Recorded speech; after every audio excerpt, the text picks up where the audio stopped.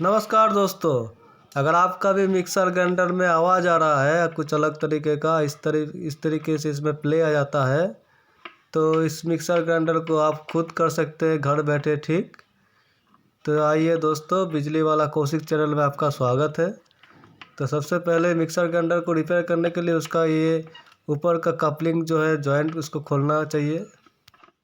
और दोस्तों, ये जो ग्राइंडर में आवाज़ आ रहा है तो इसका यही कारण है कि इस ग्राइंडर में बूस्ट लगा होता है, एक ऊपर एक नीचे। तो बूस्ट को ये खा गया है, कट चुका है, तो इसलिए साउंड इसमें आता है। तो इस बूस्ट को कैसे चेंज किया जाता है, चलिए तो वीडियो को शुरू किया जाता है। तो सबसे पहले दोस्तों, ये हो गया इसका रिले, ओवरलोड रिले, जो ओवरलोड का प्रोटेक्शन देता है। मतलब कुछ भी अगर इसमें जाम हो जाए, इसका ब्लेड अगर कहीं भी जाम हो जाए तो ये बंद कर देता है सप्लाई को। तो सबसे पहले हमने ओवरलोड रिले को खोल के हटा दिया, और अभी हम इस रोटरी सिलेक्टर स्विच को खोलने वाले हैं। तो देख सकते हैं रोटरी सिलेक्टर स्विच में जो नट लगा होता है, चेक नट, इसको इस तरह से प्लास से खोला जाता है। तो इसको खोल लेंगे। तो ये जो रोटरी सिलेक्टर स्विच है, इसमें स्पीड को कम या ज़्यादा कर सकते हैं। तो देख सकते हैं इसका जो कॉइल का जो बॉडी है, ये बॉडी में 4 स्क्रू होता है। ये चारों स्क्रू को खोल लेंगे तो ये बॉडी बाहर आ जाएगा। और दोस्तों, ज़रूरी नहीं है कंपनी अलग है ग्राइंडर का अंदर में सब ग्राइंडर में एक जैसा ही होता है, ऐसा ही। तो देख सकते हैं दोस्तों, इसका ग्राइंडर का अंदर का हिस्सा ये कॉइल है, और इसका कॉइल में देख सकते हैं पानी भी आया है, इसमें जंग लगा हुआ है। तो दोस्तों, अभी हम इसका कार्बन ब्रश निकालने वाले हैं। देख सकते हैं इसका कार्बन ब्रश है। और दोस्तों, इसका कार्बन ब्रश जो है स्प्रिंग के द्वारा टेंशन में रहता है। और देख सकते हैं ये कार्बन ब्रश काफ़ी लंबा है, और इसका मतलब है आर्मेचर इसका बहुत बढ़िया है। और देख सकते हैं ये दूसरा वाला कार्बन है, 2 कार्बन लगा होता है, और ये पत्ती द्वारा, ये लक्स का पत्ती द्वारा ये लॉक किया जाता है इसको। तो ये लॉक निकालने के बाद ये कार्बन बाहर आ जाता है। और दोस्तों, देख सकते हैं इसमें 3 कैप लगा हुआ है। तो 3 कैप के नीचे 3 स्क्रू भी है। तो हम ये कैप नहीं निकालते हैं, स्क्रू खोले बिना ही हम यहाँ से खोल सकते हैं। उसको खोलने का ज़रूरत नहीं है क्योंकि कैप टूट जाता है। और दोस्तों, इसमें जो है 8 नंबर का रेंज लगता है। देख सकते हैं 8 नंबर का रेंज से खुल जाएगा। तो ये कॉइल को निकालने के लिए इसमें 2 ही बोल्ट है। ये दोनों बोल्ट को खोल लेंगे तो कॉइल बाहर आ जाएगा।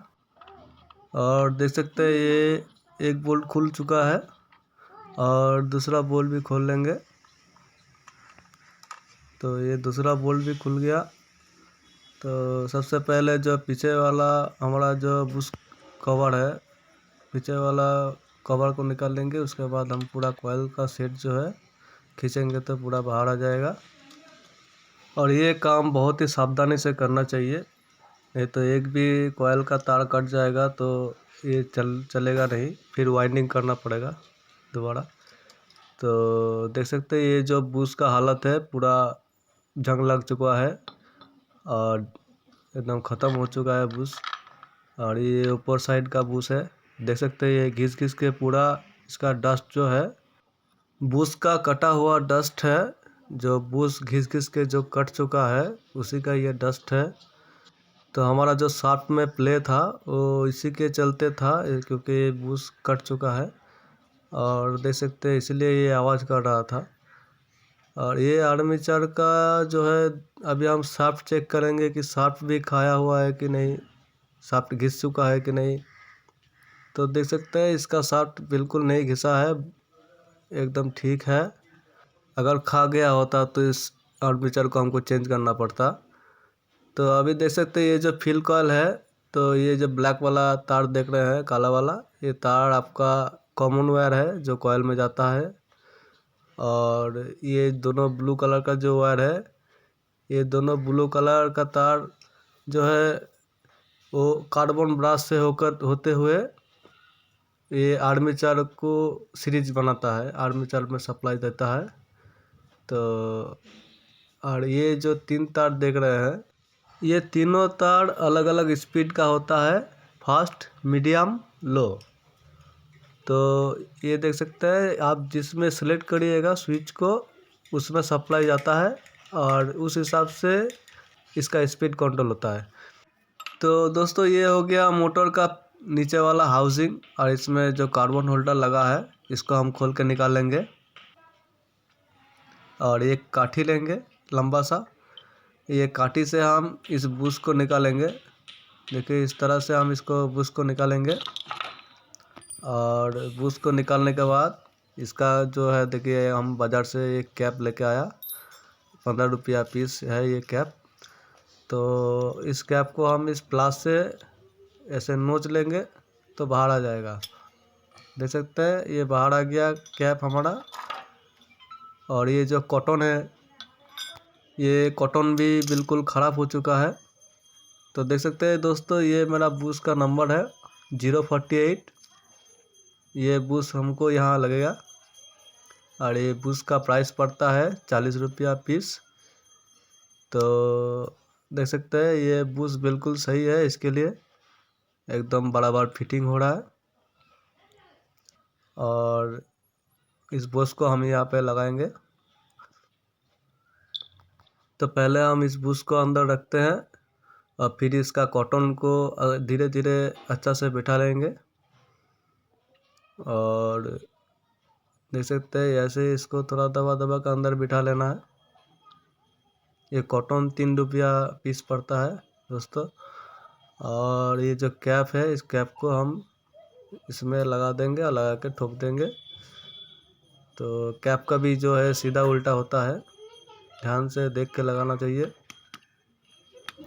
और इसको जैसे देख सकते हैं हम इसको स्क्रू ड्राइवर से ठोक ठोक कर डाल रहे हैं। आप इसको स्क्रू ड्राइवर से भी ठोक सकते हैं, या इस साइज का पाइप हो तो पाइप से भी ठोक सकते हैं। पाइप से ठोकने से थोड़ा आसान होगा। तो दोस्तों ये हमारा ऊपर वाला जो बुश है इसको भी हम चेंज कर लेंगे।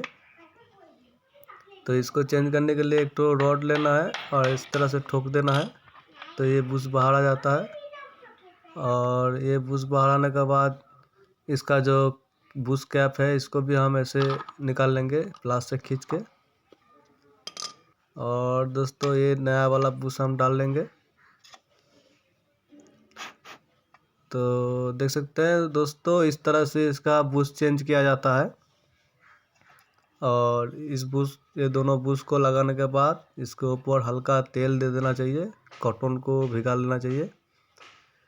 तो देख सकते हैं ये सीधा उल्टा होता है, इसको ध्यान से लगाना चाहिए, उल्टा लगा देने से नहीं होता है।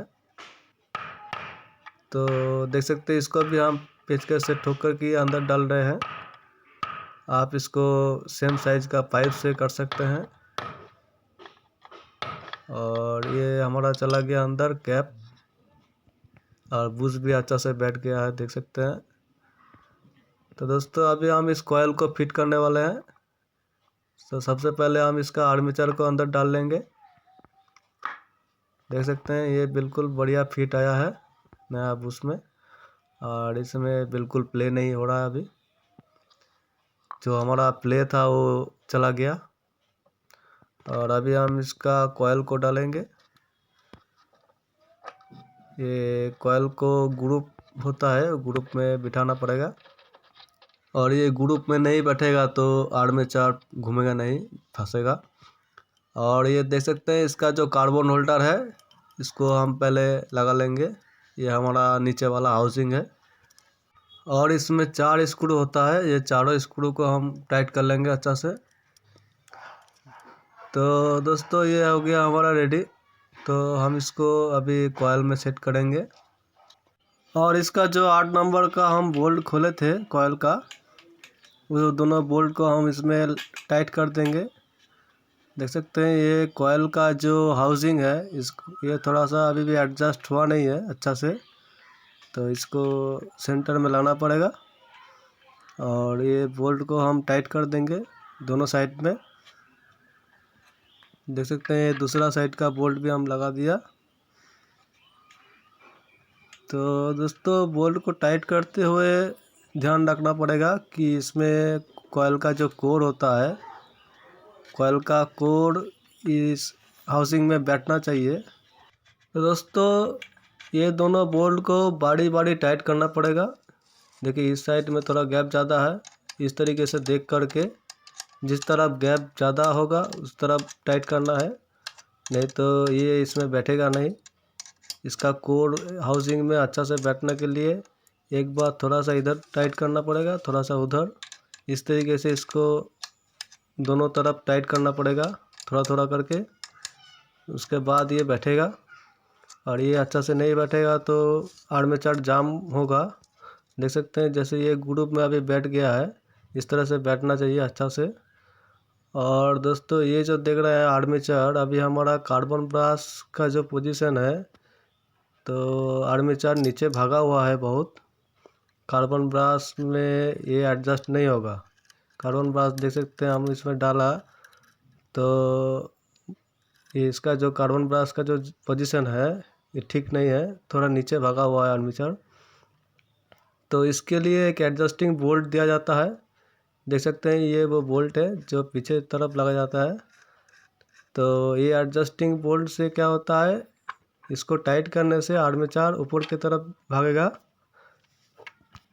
और इसी तरह इसको एडजस्ट किया जाता है। देख सकते हैं इसको टाइट किया, थोड़ा सा और भी टाइट करना पड़ेगा तब ये अपना पोजीशन में आएगा आर्मेचर। तो देख सकते हैं ये पूरा टाइट हुआ, थोड़ा सा और जाने वाला है, तो थोड़ा सा और टाइट कर देंगे। और एक चीज़ ध्यान रखना है, पूरा टाइट करने के बाद इसको आधा चूड़ी जो है रिवर्स में घुमा देना है, नहीं तो ये फिर जाम हो जाएगा। देखिए जैसे पूरा टाइट कर दिया, अब थोड़ा सा आधा चूड़ी इसको उल्टा घुमा देना है। ठीक है, ये हो गया मेरा एडजस्टिंग आर्मेचर। और इसका जो ये नट लगा रहा है ये लॉक नट है। इसको टाइट करने के बाद वो एडजस्टिंग जो बोल्ट है वो बिल्कुल हिलेगा नहीं, अपना जगह में बने रहेगा। तो इसको भी टाइट कर देंगे। तो देख सकते हैं ये हमारा एडजस्टिंग जो बोल्ट है इसको भी टाइट कर दिया। और अभी हम इसमें कार्बन डालने वाले हैं। देख सकते हैं हमारा जो दो कार्बन है, दोनों कार्बन को हम इसमें लगा लेंगे। तो कार्बन डालने का यही सिस्टम होता है, इसको आप पहले दबा लीजिए कार्बन को अंदर में स्प्रिंग को, और फिर इस पत्ती को सीधा करके इसमें डालना है और इसको ऊपर तरफ बेंड कर देना है, तो कार्बन हो जाता है लॉक। और ये दूसरा वाला कार्बन, इसको भी उसी तरह से अंदर डाल करके, देख सकते हैं कार्बन इसका बहुत बढ़िया है। कार्बन इसका बिल्कुल घिसा नहीं है, मतलब आर्मेचर इसका बहुत बढ़िया है। और ये जो पत्ती है इसको लॉक किया जाता है, इसी से सप्लाई जाता है। ये लॉक का भी काम करता है, ये पत्ती दोनों काम करता है। तो दोस्तों अभी हम इसका जो रोटरी स्विच है इसको करेंगे सेट। और उसके लिए पहले हमको ये ग्राइंडर का जो बॉडी है, बॉडी को टाइट कर लेना है।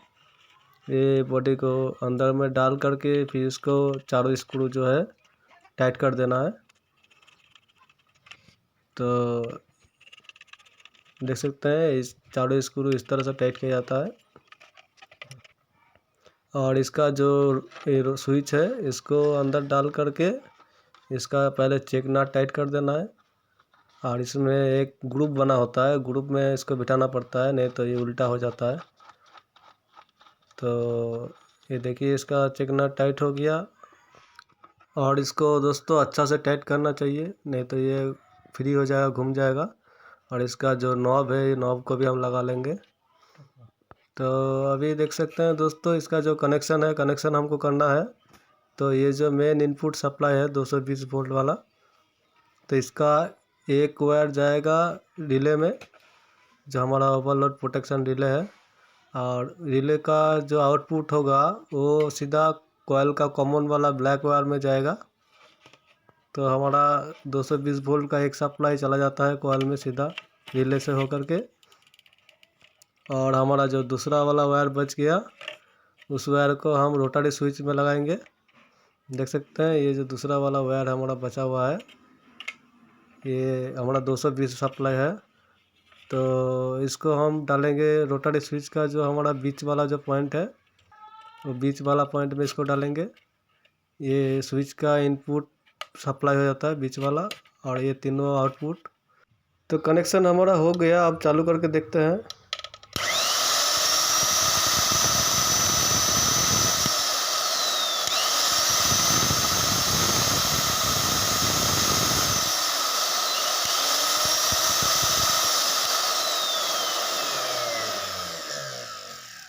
तो दोस्तों ग्राइंडर हमारा बहुत ही अच्छा से बना है, वाइब्रेशन बिल्कुल नहीं है और स्मूथ चल रहा है। इसका जो घर घर साउंड था वो भी चला गया है। तो अभी हम इसको पूरा फिट कर लेते हैं, इसका जो जॉइंट कपलिंग है सब डाल लेते हैं।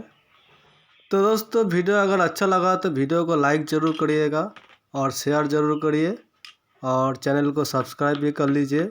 ऐसा और भी वीडियो आपको मिलता रहेगा अच्छा सा।